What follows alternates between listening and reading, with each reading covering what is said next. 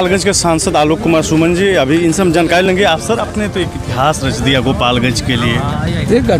देखिए, ये हमारी गोपालगंज की जनता का आशीर्वाद है और हमारे परम आदरणीय परम पूज्य मुख्यमंत्री माननीय श्री नीतीश कुमार जी का ये आशीर्वाद का फल है कि मैं आपके सामने इस गड़े हुए मुर्दा को, मतलब हम अपना एयरपोर्ट सब यहाँ जो एयरफील्ड था वो बहुत पहले सब यहाँ जहाज़ आती थी, लेकिन बीच में बिल्कुल ख़त्म हो गया था। पता ही नहीं था इसका, कहीं कोई रिकॉर्ड नहीं मिल रहा था। इसको रिकॉर्ड को निकालने में हमें करीब 1.5 साल लग गए। 1.5 साल के बाद पहले जब मैं अपना पार्लियामेंट में जब सवाल किया तो भारत सरकार ने जवाब दिया कि ये बिहार सरकार की संपत्ति है। फिर मैंने अपने माननीय मुख्यमंत्री जी से मुलाकात की। माननीय मुख्यमंत्री जी बोले कि नहीं, ये भारत सरकार की संपत्ति है, बिहार सरकार की संपत्ति नहीं है, लेकिन पेपर कहीं नहीं मिला। फिर मैंने दोबारा क्वेश्चन किया भारत सरकार को से संसद में, तो फिर से दोबारा जवाब मिला कि ये बिहार सरकार की संपत्ति है। फिर अंत में मैंने RTI का सहारा लिया। एक RTI किया, उसमें जवाब नहीं मिल सका। फिर दूसरी RTI लगाया, उसका जवाब नहीं मिल सका। फिर तीसरी बार अपील में जब मैं गया तो सरकार उसको ढूंढना शुरू की। चूँकि ये एयरफील्ड एयरफोर्स का है और ये 1868 में बना था, सेकेंड वर्ल्ड वार के टाइम में। उसमें ब्रिटिश गवर्नमेंट थी, उसकी राजधानी कलकत्ता में थी। इसलिए ढूंढते ढूंढते वो पेपर, ये सबिया एयरपोर्ट का पेपर कलकत्ता में मिला और वहाँ जो रिकॉर्ड मिला, उस रिकॉर्ड में हमें मिला कि ये 470 एकड़ ज़मीन है, जिसमें 470 एकड़ ज़मीन हम लोगों के लिए बहुत ज़्यादा है। पटना एयरपोर्ट 200 एकड़ से कम में ही काम करता है या 200 के आसपास है। तो मैं समझता हूँ कि उससे काफ़ी बड़ा है और सरकार इसमें चाहेगी तो बड़ा एयरपोर्ट बन सकता है, इंटरनेशनल एयरपोर्ट भी बन सकता है भविष्य में। तो उसके लिए जब ये पता चल गया सरकार से कि हाँ ये भारत सरकार की, फिर सरकार ने जवाब दिया कि ये भारत सरकार की संपत्ति है और रक्षा मंत्रालय की संपत्ति है। फिर मैंने रक्षा मंत्रालय से संपर्क किया और सवाल उठाया। रक्षा मंत्रालय ने नगर विमानन मंत्रालय को ये कहा, ये चूँकि एक केंद्र सरकार की योजना है उड़ान योजना, जिसमें है कि उड़े देश का आम नागरिक, उसी के तहत ये योजना है।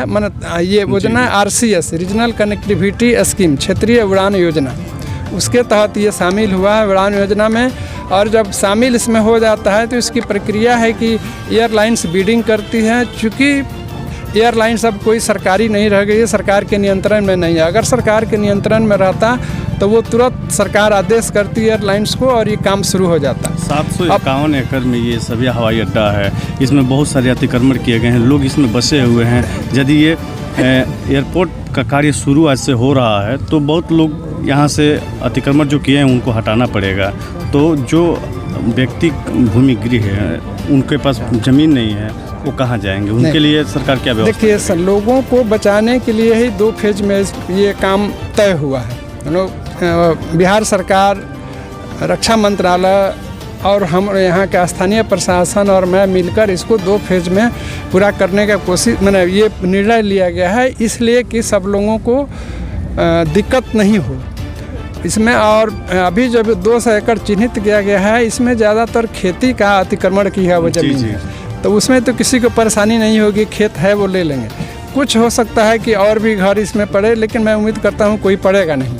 इसलिए इसमें 280 एकड़ में हम लोग पहले शुरू कर रहे हैं। और रही बात अतिक्रमण हटाने की, तो इसमें जो हमारे गरीब और भूमिहीन लोग हैं उनको जिला प्रशासन ये प्रयास कर रहा है और ये वादा किया, और मैं भी वादा करता हूँ कि यहाँ के जो भूमिहीन गरीब लोग हैं उनको दूसरे जगह बसाने का प्रयास हो रहा है, दूसरी जगह उसके लिए ज़मीन की तलाश की जा रही है। तो कोशिश है कि किसी को उजड़ना नहीं पड़े, जिसका कोई आश्रय नहीं हो। और बाकी जो जनता हमारी है जो सक्षम है, चूँकि बहुत हमारी जनता है कि अपने गांव में भी घर है, यहाँ भी घर है, तो उनसे मैं हाथ जोड़कर प्रार्थना करता हूँ कि उन्हीं के फ़ायदे के लिए है और उन्हीं के क्षेत्र का सबसे ज़्यादा विकास होगा। उस विकास का फ़ायदा सबसे ज़्यादा उन्हीं लोगों को मिलेगा। इसलिए वो कृपया धीरे धीरे खाली कर देंगे तो एक हम लोग के गोपालगंज जिले के लिए एक कृति। लक्ष्य क्या है, कब तक इसका समय सीमा रखा गया? अब एक सारी प्रक्रिया पूरी हो चुकी है, एक ही प्रक्रिया बाकी है, वो है अभी मैंने आपको बताया कि अगर केंद्र सरकार के अंदर में एयरलाइंस रहती तो वो तुरंत शुरू हो जाता। अच्छा। लेकिन चूँकि जितनी एयरलाइंसें हैं सब प्राइवेट हैं, तो इसकी अब प्रक्रिया ये है कि जब भारत सरकार बिडिंग निकालती है उसमें बिडिंग में जनता के शब्दों में मैं कहूँ कि टेंडर निकलता है जनता को समझने के लिए। जैसे वो बिडिंग निकलेगा कोई भी एक एयरलाइंस बिडिंग उसमें कर देगी, जिस दिन बिडिंग कर देगी उसके बाद से भारत सरकार इसमें काम लगाना शुरू कर देगी। सर, हम लोग मैंने एयरलाइन से भी बातें की है, एयरलाइंस के भी मैं संपर्क में हूँ कि कोई भी 1 या 2 एयरलाइंस इसको बिडिंग कर दे ताकि यह काम जल्द से जल्द शुरू हो जाए। अभी आप सुन रहे थे आलोक कुमार सुमन जो गोपालगंज के सांसद हैं, इनके द्वारा बताया गया कि शिलान्यास होने के बाद ये 2 फेज में कार्य होगा एयरपोर्ट का, और यहाँ पर आज इसका नींव रख दिया गया है और ये अभी अपने निजी मत से ये कार्य शुरू किए हैं।